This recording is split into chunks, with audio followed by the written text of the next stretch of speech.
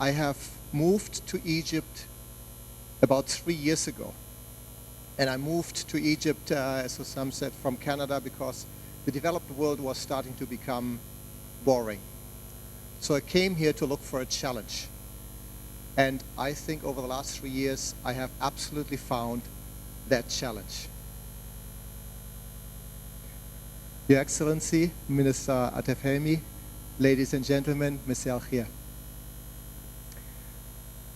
After those 3 years, initially I came on a contract for 3 years, but I have now decided to extend the contract and not go back. And the reason is that I'm very, very optimistic about the future of Egypt and specifically the future of telecommunications. And that surprises a lot of people. I'm a bit surprised that it surprises other people. So I was in a conference, in a press conference about 3 weeks ago, and I'm glad that I'm seeing a lot of the journalists here today as well.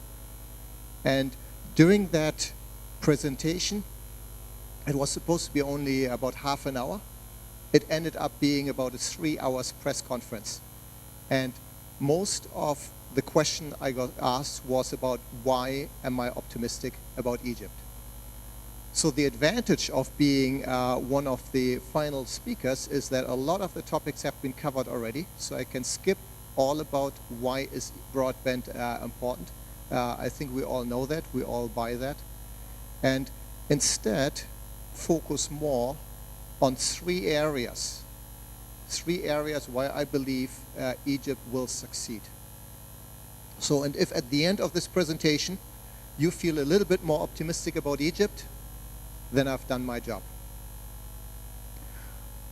I'm traveling quite a bit across the continent. I'm covering some 22 countries, and pretty much every single government in every country gets it.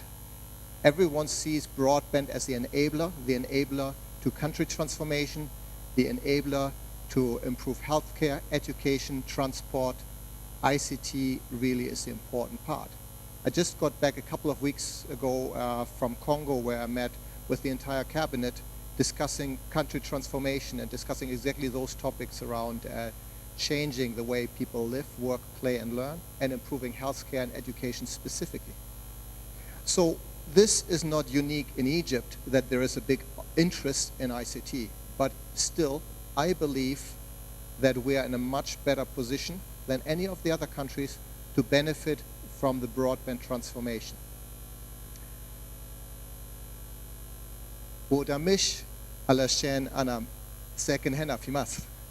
I truly believe that there are some advantages. So I will talk about those. And the first part is, can you imagine a life without broadband? Can you imagine a life without internet?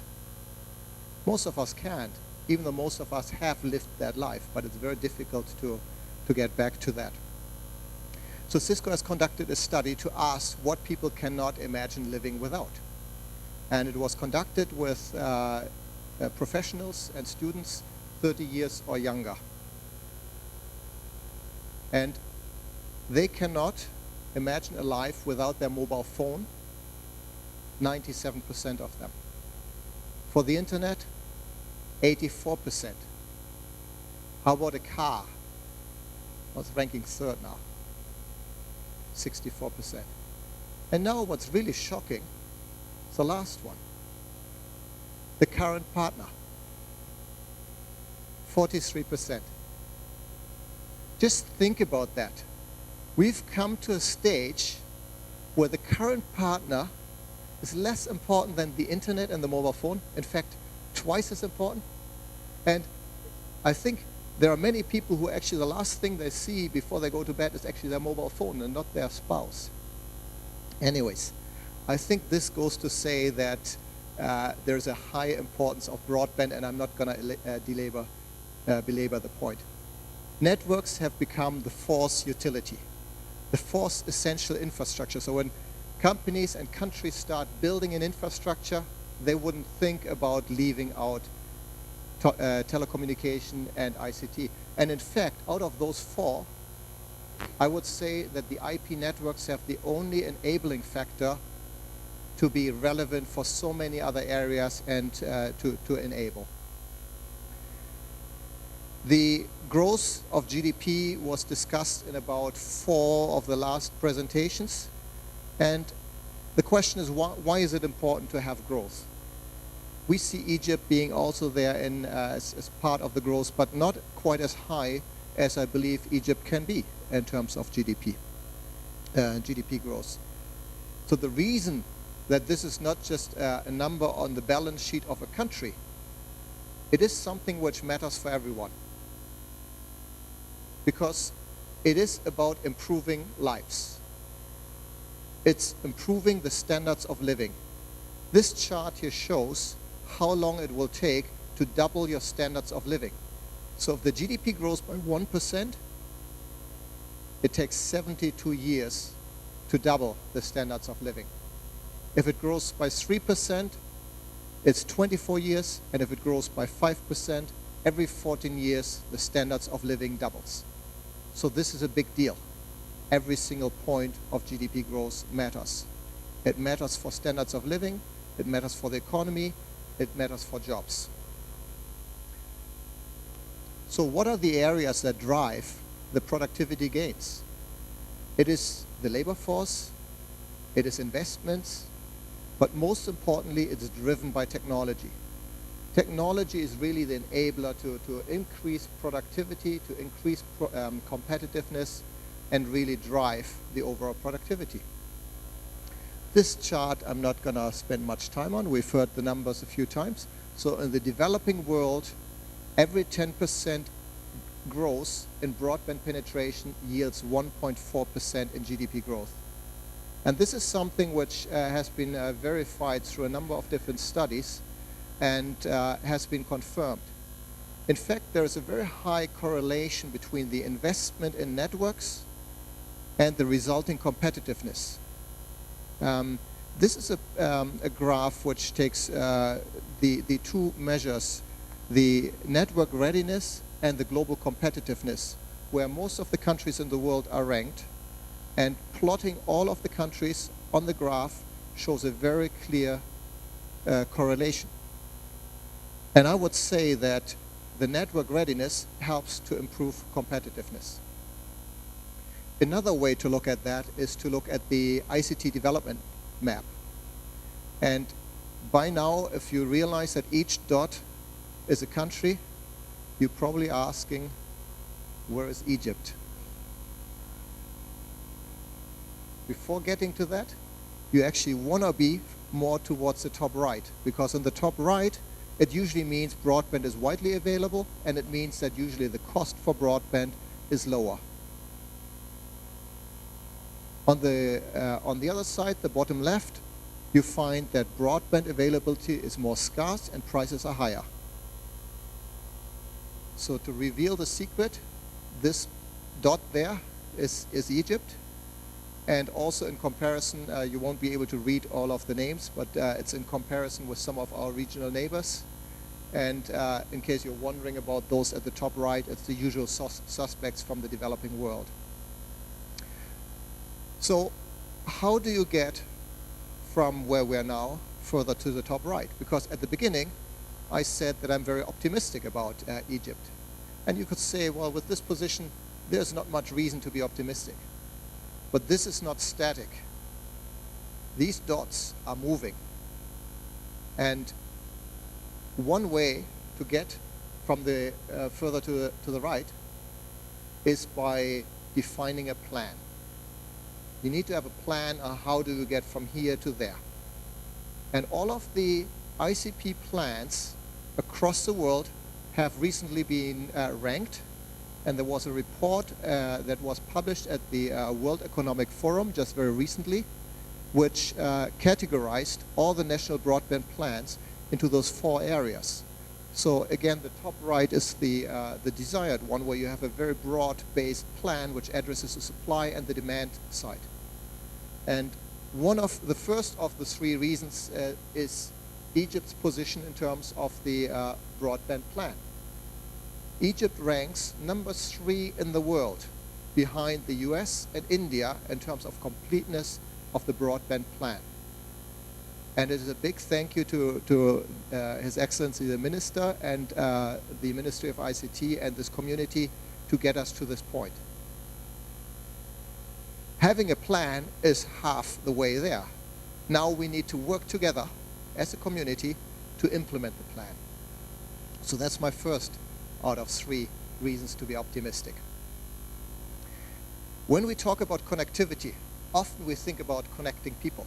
Today, 70% of people are not connected. But it's actually more extreme when you talk about things. And we heard earlier the term Internet of Things. So 99% of things are not connected yet. But once you connect things on top of people, that's when you get a multiplier effect. So I'm not going to scare you too much on this chart. It's intentionally done that you can't read it.